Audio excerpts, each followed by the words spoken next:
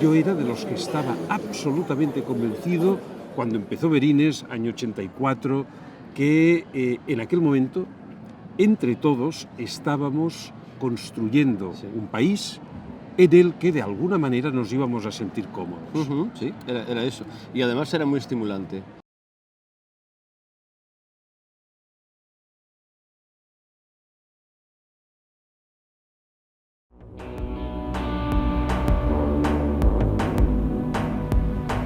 É o tempo salvaxe, o espaço corrupto, unha desafección permanente a este estado de cousas. É o punto onde todo estopa, punto onde todo estopa.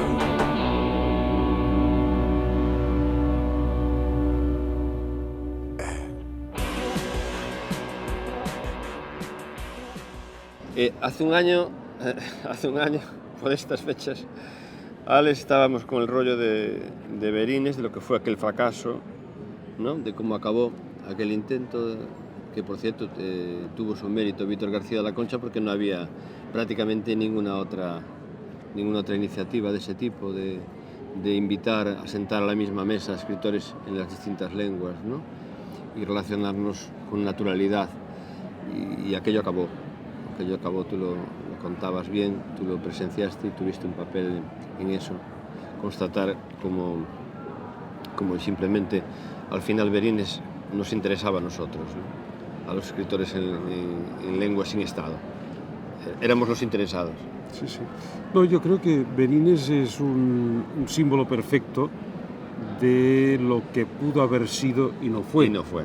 Pero yo realmente para mí fue muy importante. De hecho, ¿qué somos tú y yo? Sino dos supervivientes del espíritu de Berines. Sí. Hay pocos más, Sí. porque aquel espíritu se diluyó. Sí. Pero para nosotros, para nuestra formación como escritores, Sí, para fue mí, algo impagable, Sí. de un valor inmenso. Me alegra saber que también para ti, para mí lo fue, el encontrarme con personas como tú, como otros, cada uno con su modo de construirse como escritor e incluso de hacerse viable como escritor. A mí me fue muy educativo. O sea, fue mi auténtica universidad. O sea, Me alegra saberlo. la cantidad de estímulos Sí. que recibimos de habernos conocido, escritores Sí. en euskera, escritores en gallego, escritores Sí. en castellano, en catalán, Sí. fue una experiencia... De distintas generaciones. Sí, exacto. Sí, sí. Fue una experiencia muy enriquecedora. Sí. Lo triste es que todo aquello que durante, yo diría, 10 o 15 años tuvo una continuidad fecunda y una continuidad, diríamos, convencida, poco a poco fue diluyéndose, Sí. fue apagándose y de hecho, tanto tú como yo participamos en un intento de reflotar Berines Sí. que fue un fracaso estrepitoso.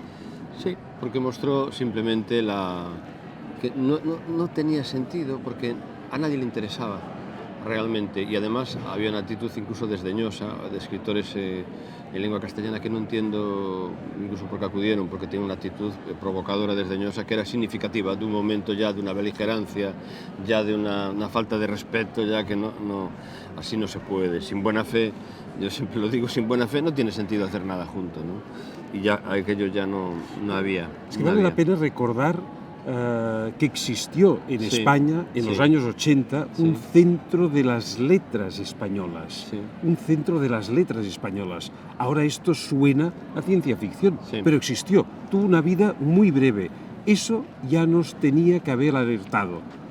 Pero yo era de los que estaba absolutamente convencido cuando empezó Berines, año 84, que en aquel momento, entre todos, estábamos construyendo un país en el que de alguna manera nos íbamos a sentir cómodos. Sí, era eso. Y además era muy estimulante el conocerse mutuamente, y eso, la posibilidad de relacionarse entre escritores y tal, se ha reducido muchísimo. E incluso el hecho del Galeusca, que son escritores en las tres lenguas sin estado, pero es un marco incompleto, porque es un marco que reconoce la normalidad. Exactamente. Lo ideal es tratarte con escritores en cualquier lengua y de igual a igual y con naturalidad, y aprendes cosas unos de otros, ¿no?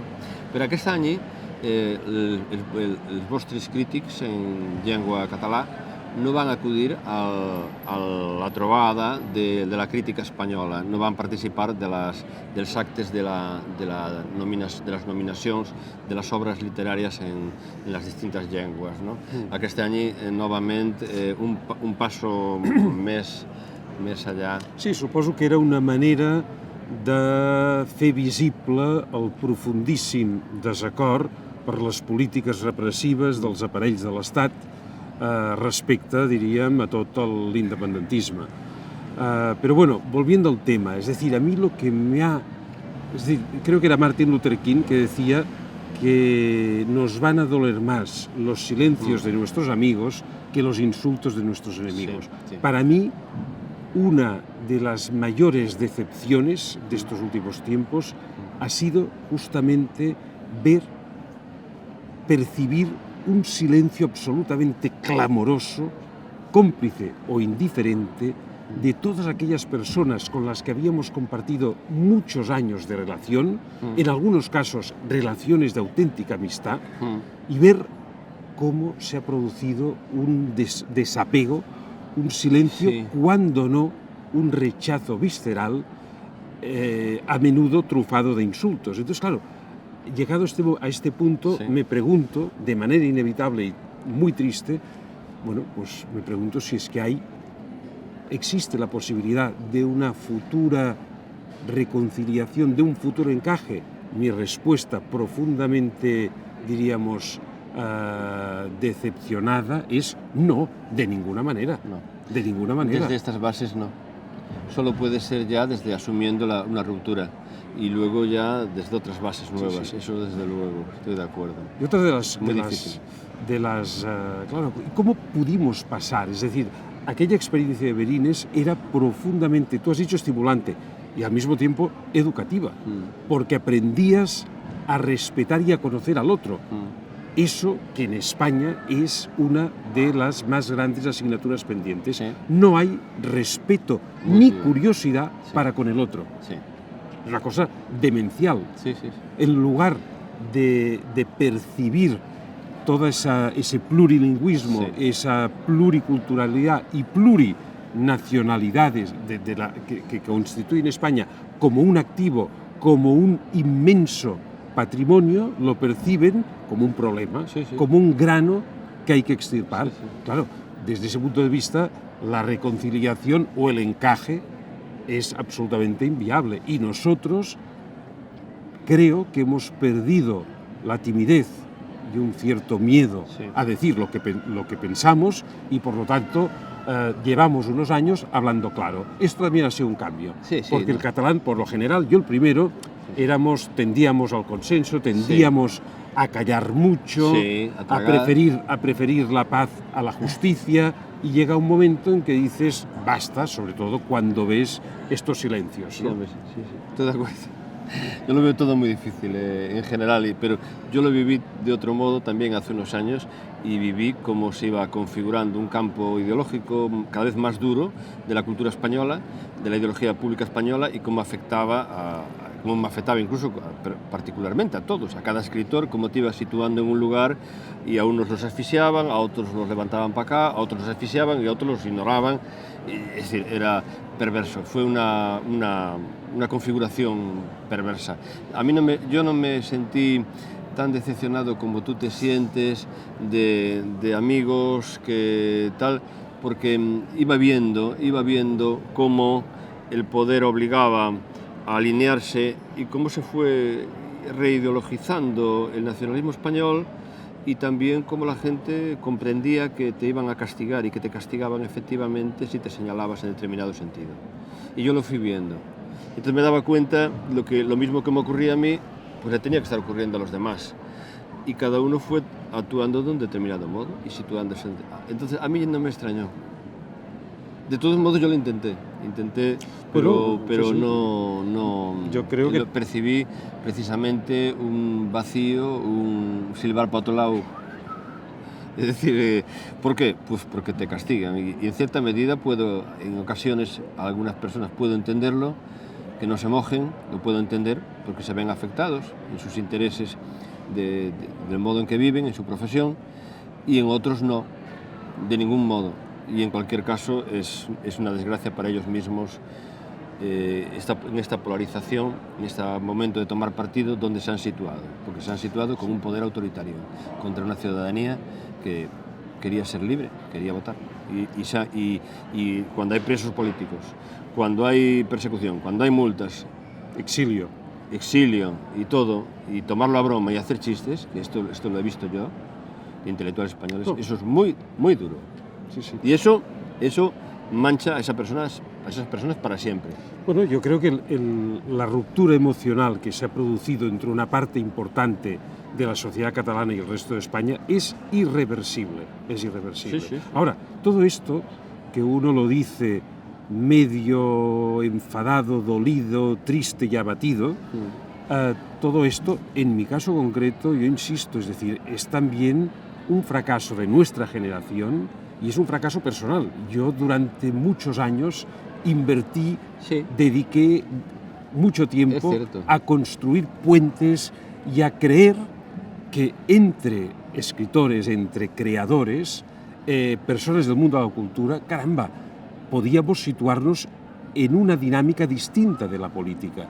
Y para mí, haber visto esto justamente de autores que hace años que vienen a festejar, ya diríamos, y a beneficiarse en todos los sentidos de la palabra del Día de Sant Jordi, porque son autores que mayoritariamente tienen sus editoriales aquí, que han vivido este día, que es excepcional y que por lo tanto tienen un contacto con la ciudadanía catalana, con la sociedad catalana. Estos mismos autores luego son capaces o bien de callar o bien de soltar auténticas sandeces. Entonces es aquí donde dices, bueno, realmente no entiendo qué ha pasado, cómo puede ser que las raíces de la catalanofobia sean tan profundas. Para mí esta ha sido una de las mayores sorpresas de lo que ha ocurrido estos últimos meses.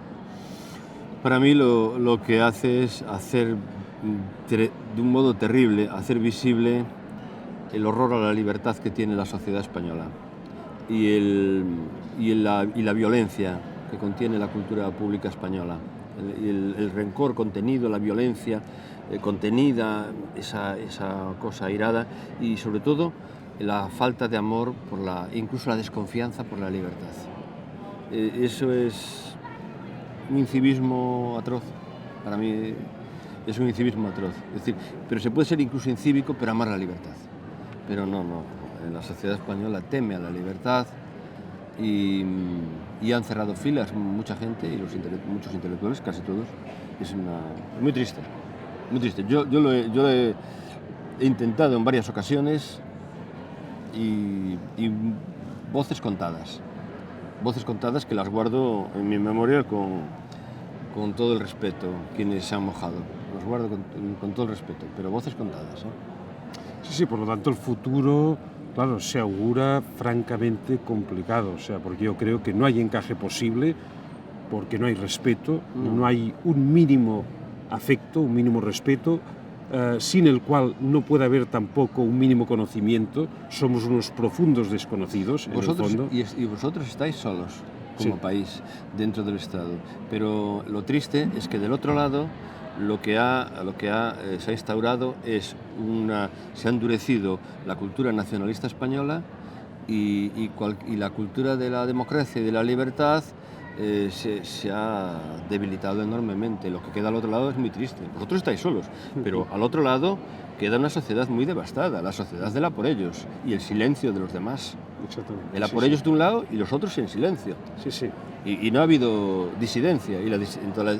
Entonces eso es muy triste también, ¿eh? Sí. Y luego no me importa tampoco manifestar mi sorpresa y mi desconcierto ante determinados silencios o bien bromas de personas importantísimas de la propia cultura catalana, como Serrat. Es decir, no me importa decirlo porque me resulta incomprensible que Serrat, de la misma manera que tiene todo el derecho a criticar al gobierno de su país, como yo lo hago, pero me resulta incomprensible que no criticara la actitud de los cuerpos de seguridad del Estado el día del referéndum. Y que en lugar de eso... criticase las condiciones en que se ejercía el derecho a voto, cuando eran las únicas posibles. En fin, prefiero no calificar y no seguir con eso. Sí, sí. Si no es... No, es la historia de un gran fracaso de la democracia española, sin lugar a dudas, y como decía antes, y también es un fracaso a nivel generacional y a nivel personal, pero del que solo podremos salir si se vuelve a producir una actitud de respeto, algo que no está en el horizonte. No. Desgraciadamente.